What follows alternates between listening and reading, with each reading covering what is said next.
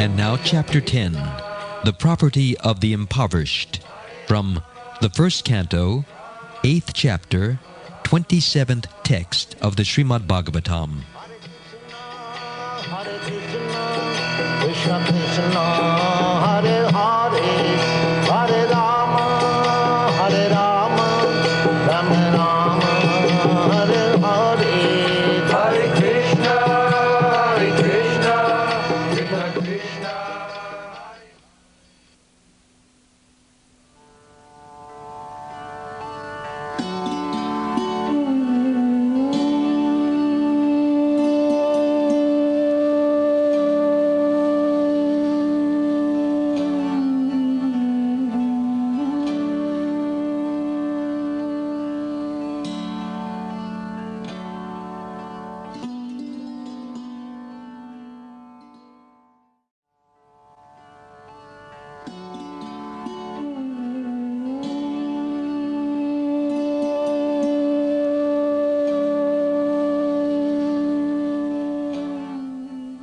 Namo Kinchana Vittaya Nivritta Guna Vrittaye Atmaramaya Shantaya Kaivalya Pataye Namaha. Translation. My obeisances are unto you, who are the property of the materially impoverished. You have nothing to do with the actions and reactions of the material modes of nature. You are self-satisfied, and therefore you are the most gentle and are the master of the monists.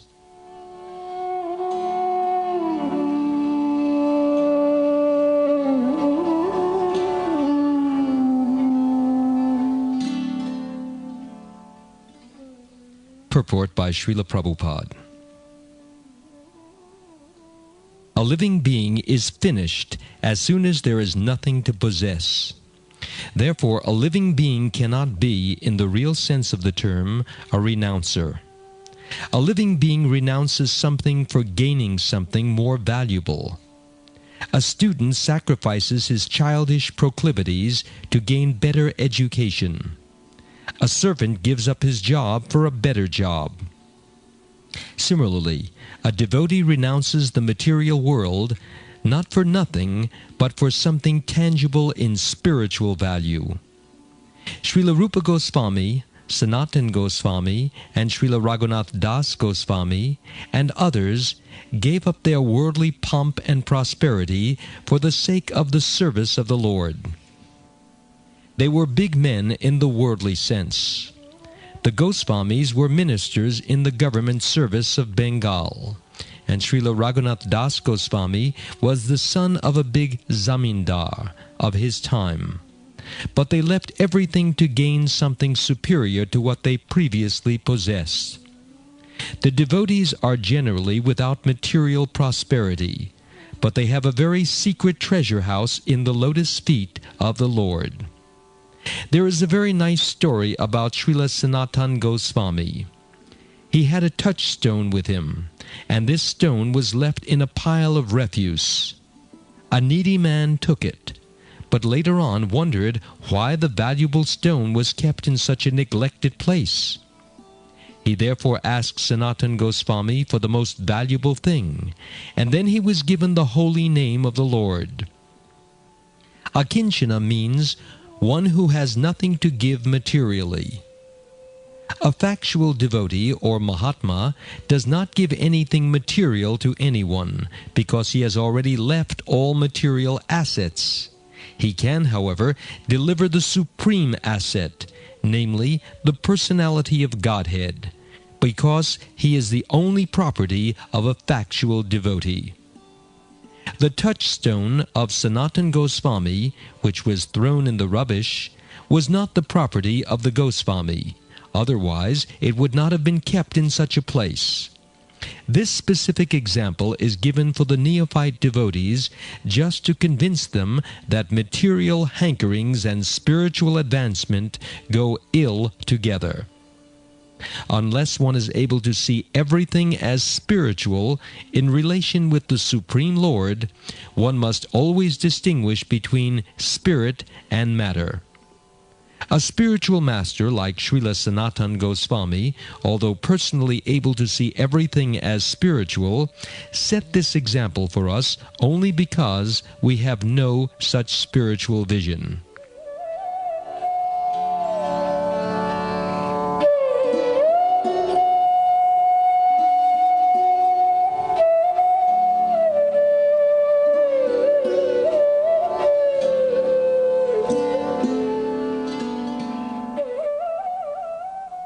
Advancement of material vision or material civilization is a great stumbling block for spiritual advancement. Such material advancement entangles the living being in the bondage of a material body, followed by all sorts of material miseries. Such material advancement is called anartha, or things not wanted. Actually, this is so. In the present context of material advancement, one uses lipstick at a cost of 50 cents, and there are so many unwanted things which are all products of the material conception of life. By diverting attention to so many unwanted things, human energy is spoiled without achievement of spiritual realization, the prime necessity of human life. The attempt to reach the moon is another example of spoiling energy, because even if the moon is reached, the problems of life will not be solved. The devotees of the Lord are called akinchanas because they have practically no material assets. Such material assets are all products of the three modes of material nature. They foil spiritual energy, and thus the less we possess such products of material nature, the more we have a good chance for spiritual progress.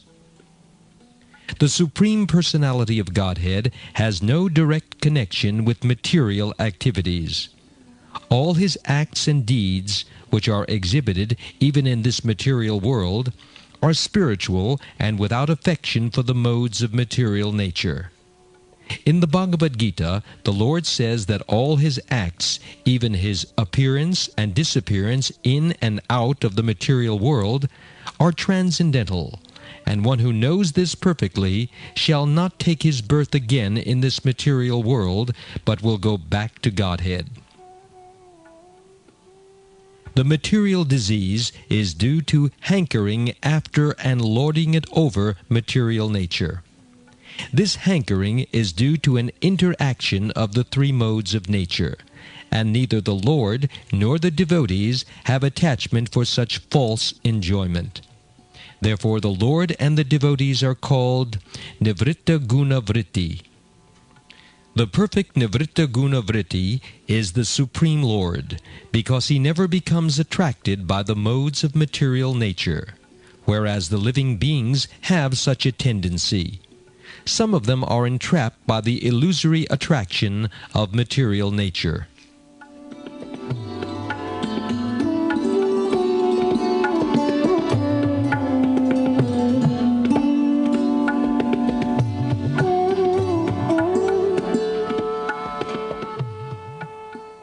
Because the Lord is the property of the devotees, and the devotees are the property of the Lord reciprocally, the devotees are certainly transcendental to the modes of material nature.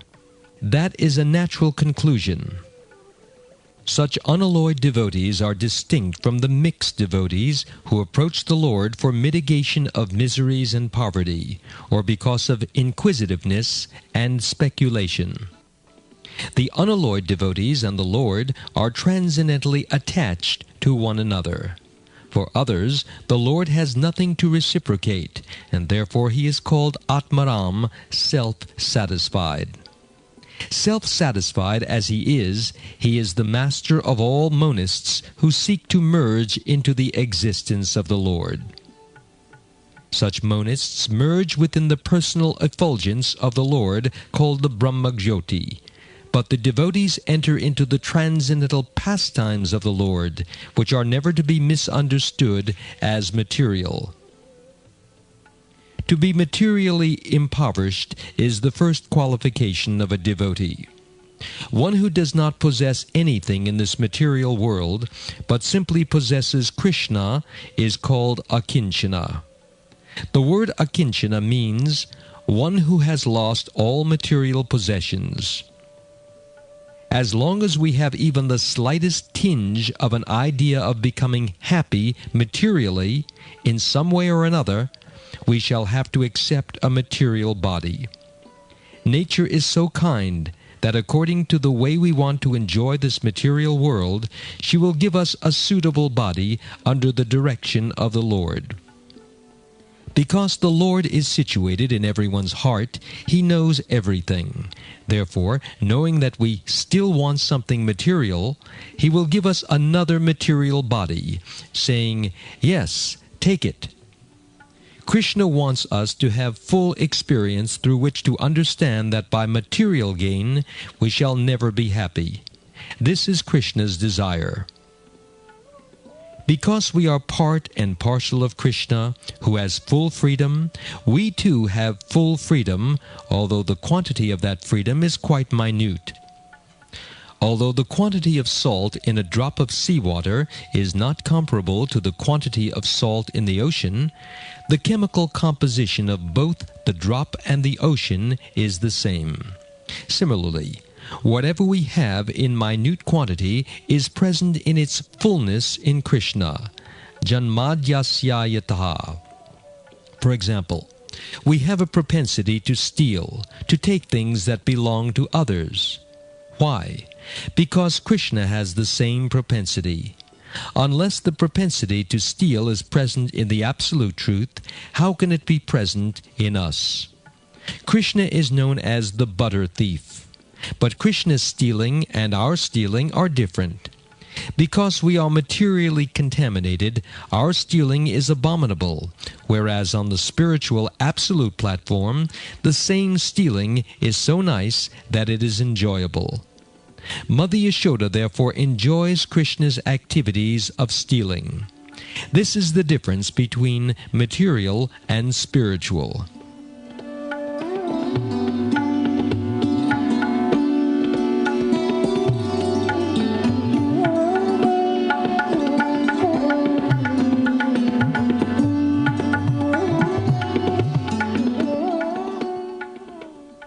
Any activities that are spiritual are all good, and any activities that are material are all bad.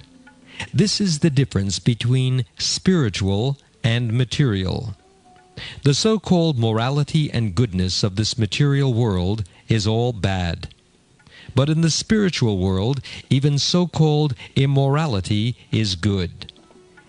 This we must understand.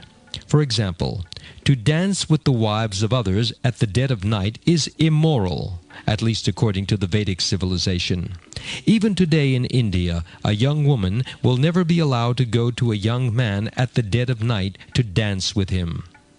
But we shall find in Srimad Bhagavatam that as soon as all the gopis, the young cowherd girls of Vrindavan, heard Krishna's flute, they immediately came to dance with him. Now, according to material conceptions, this is immoral. But from the spiritual point of view, this is in accord with the greatest morality. Chaitanya Mahaprabhu therefore said, Ramya kachir upasana raja vadu vargena ya kalpita, which means, quote, "Oh, there is no better mode of worship than that which was conceived by the Vraja Vadus, the damsels of Vrindavan." Unquote. After Chaitanya Mahaprabhu accepted the renounced order of life, he very strictly avoided association with women. Even in his family life, he never played any jokes with women. He was very humorous, but only with men, not with women. Once he spoke some joking words with his wife, Vishnupriya. When Sachi Mata, Lord Chaitanya's mother, was searching for something, he jokingly said, "Maybe your daughter-in-law has taken it." But in his whole life, these are the only joking words we find in relation to women. He was very strict. After he accepted sannyas, the renounced order, no woman could even come near him to offer obeisances. Rather, they would offer obeisances from a distant place.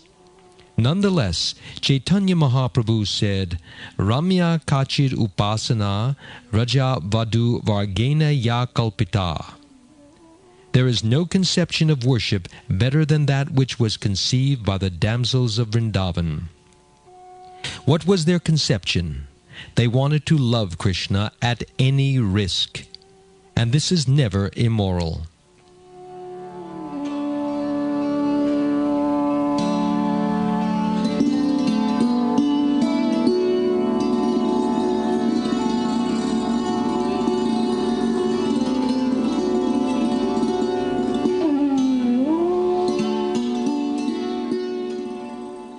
That which is in relationship to Krishna can never be immoral. To give another example, Lord Krishna in his incarnation as Nrsingadev killed Hiranyakashipu, the father of Prahlad Maharaj, while Prahlad Maharaj stood nearby without protesting. Now, is this moral? Who would like to see his own father being killed? Who would just stand there and not protest? No one would approve of such behavior and say that it is moral. Nonetheless, this actually happened. Not only that, but Prahlad Maharaj even made a garland to place upon the neck of the killer. He said, "My dear Lord Killer, please take this garland. You have killed my father, and you are very good." This must be understood spiritually. If one's father is being attacked, and one cannot protect him, one must protest and cry for help. But because Prahlad Maharaj's father was killed by Krishna in the form of Lord Nrsingadev, Prahlad Maharaj prepared a garland for the killer. After his father was killed, Prahlad said to Nrsingadev, "My dear Lord, now that my father has been killed, everyone is happy. Now please withdraw your angry mood." A sadhu, a saintly person, never approves of killing, not even the killing of an animal. But Prahlad Maharaj said, Modeta sadhur api vrishchika sarpahatya, which means, quote, even a saintly person is pleased when a scorpion or a snake is killed, unquote. A scorpion or a snake is also a living entity, and a sadhu is never satisfied when he sees another living entity killed. But Prahlad Maharaj said, even a sadhu is pleased when a snake or a scorpion is killed. My father was just like a snake or a scorpion, and therefore now that he has been killed, everyone is happy. Hiranyakashipu was a very dangerous demon who gave trouble to devotees, and when such a demon is killed, even saintly persons are satisfied, although ordinarily they never want anyone killed. Therefore, although it may appear that Lord Krishna or Prahlad Maharaj acted immorally, in fact they acted in accord with the highest morality.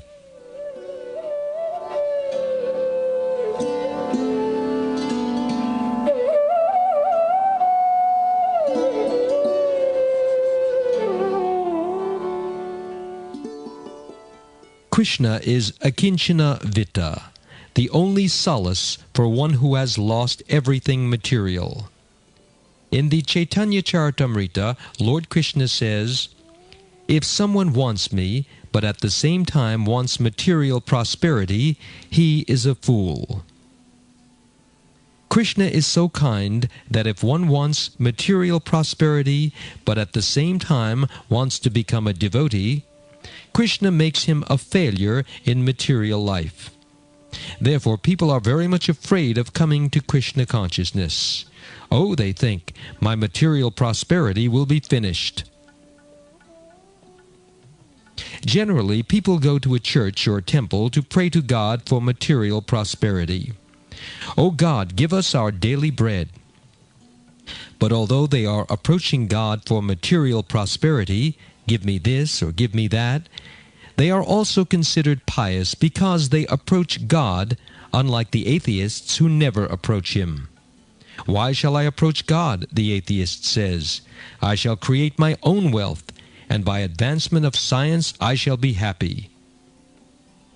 One who thinks, for my own prosperity I shall depend on my own strength and my own knowledge, is a Duskriti, a most sinful person.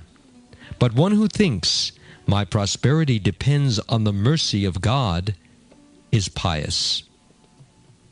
It is a fact that without the sanction of God, nothing can be achieved. Tava tanur idam tanupekshitanam. We have discovered many methods by which to counteract distress, but when freedom from such distress is not sanctioned by God, these methods will fail. For example, a sick man may have very good medicine and a qualified physician. But if we ask the physician, "Can you guarantee the life of this patient?" the doctor will always say, "No, I cannot do so. I try my best, and that's all." An intelligent doctor knows the ultimate sanction is in the hand of God. I am simply an instrument. If God does not want the patient to live, then all my medicines and all my scientific medical knowledge will fail. The ultimate sanction, therefore, is Krishna. Those who are foolish do not know this, and therefore they are called mudha, rascals. They do not know that although whatever they are doing may be very good, if it is not ultimately sanctioned by God, by Krishna, it will all be a failure. On the other hand, a devotee knows, with whatever intelligence I have, I may try to become happy, but without Krishna's sanction, I shall never be happy. This is the distinction between a devotee and a non-devotee.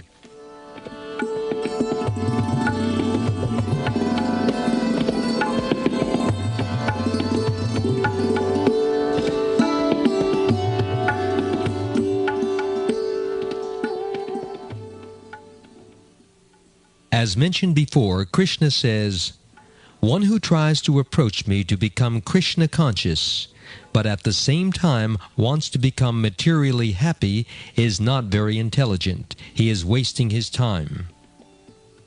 Our main business is to become Krishna conscious. That is the main business of human life. If we waste our time striving for material improvement and forget to chant Hare Krishna, that will be a great loss. Therefore Krishna says, "Ami vigya e murke vishaya kena dibha." From the Chaitanya Charitamrita, Madhya Lila, chapter 22, text 39, which means, quote, "A rascal may ask some material prosperity from me in exchange for discharging devotional service. But why shall I give him material prosperity? Rather, whatever he has, I shall take away." Unquote. When our material assets are taken away, we become very morose. But that is the test that was stated by Krishna himself to Yudhishthira Maharaj. Yudhishthira Maharaj inquired from Krishna, "We are completely dependent on you, but still we are suffering materially so much. Our kingdom has been taken away, our wife has been insulted, and our enemies attempted to burn us in our house. How can this be so?" Krishna replied, "Yasyaham anugranami harishye taddanam shanaihe," which means, quote, "Yes, that is my first business. If I especially favor someone, then I take away all his sources of income and place him into great difficulty." Unquote. In this way, Krishna is very dangerous. I have actual experience in this connection. I do not wish to narrate this whole story, but it is a fact that I received Krishna's special favor in this way. When I was 25 years old, my Guru Maharaj, my spiritual master, ordered me to go preach. But I thought, First of all, I shall become a rich man, and then I shall use my money to finance the preaching work. I had good opportunities to become a very rich businessman. An astrologer even told me that I should have become as rich as the wealthiest man in India. There were very good chances. I was the manager of a big chemical factory. I started my own factory, and the business was very successful. But eventually, everything collapsed, and in this way I was forced into the position of carrying out the orders of my Guru Maharaj. When all my material assets were taken away, then I approached Krishna saying, "You are the only shelter." Therefore Krishna is akinchana vitta, the property of the materially impoverished. When one is bereft of all material opulences, then one turns to Krishna. And now I am realizing that I have not lost but gained. So to lose material opulences for Krishna's sake is not a loss. Rather, it is the greatest gain. When one becomes akinchana, having nothing to possess, Krishna becomes one's only riches. Expressing this understanding, Narottam Das Thakur says, "Haha Prabhu Nanda Sutta, Vishabhanu Sutta Yuta, Karuna Karaha e Bara, Narottam Das Kahe Na Telia Ranga Paya, Tumi Vina Ke Ache Amara." Which means, quote, "Krishna, but for you I have nothing to claim. I have no possessions. You are my only possession, so please don't neglect me." Unquote.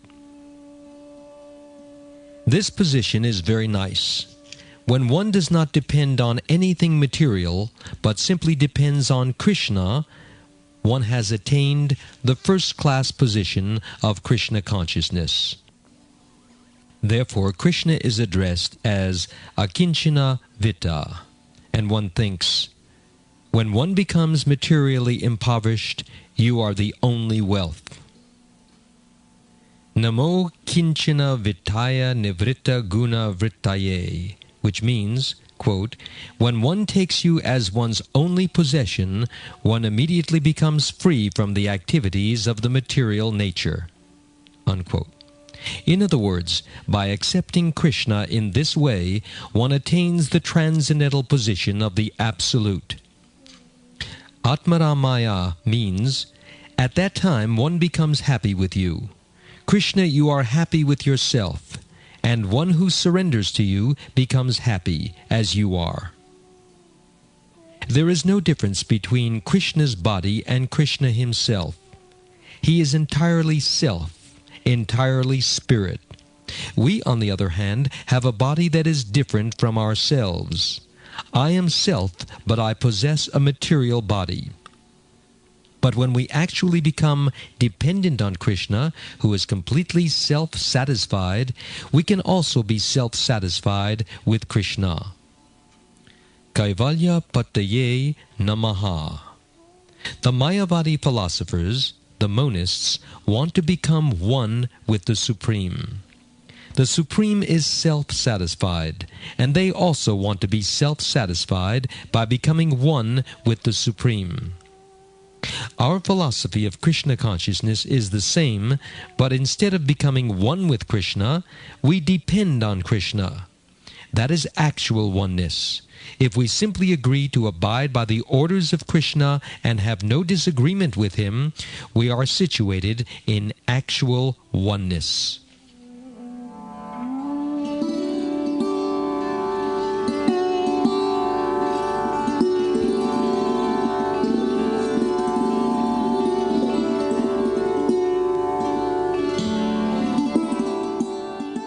The Mayavadi philosophers think, why shall I keep my individual separate existence? I shall merge into the Supreme. But that is not possible. From the very beginning, we are separated parts of Krishna. Krishna therefore says in Bhagavad Gita, "My dear Arjun, you should know that you, I, and all the persons assembled on this battlefield were individuals in the past. We are individuals in the present, and in the future we shall continue to remain individuals. Nityo Nityanam Chaitanash Chaitanam. Krishna is the supreme Nitya, the supreme living force among the innumerable living forces. We living entities, or jiva, are innumerable, ananta. There is no counting how many we are. Similarly, Krishna is also a living entity, but he is the chief, the supreme living entity. That is the difference. One leader may have many followers. Similarly, Krishna, the supreme living entity, is the supreme leader, and we are subordinate, dependent living entities. That we are dependent is not very difficult to understand. If Krishna does not supply us food, we shall starve, because independently we cannot produce anything. Eko bahunam yo vidadati kaman. Krishna is maintaining everything, and we are being maintained. Therefore, Krishna is the real predominator, and we should be willing to be predominated. That is our natural, constitutional position. If we falsely want to become predominators in this material world, we are in illusion. We must give up this illusion and always try to be predominated by Krishna. Then our life will be successful.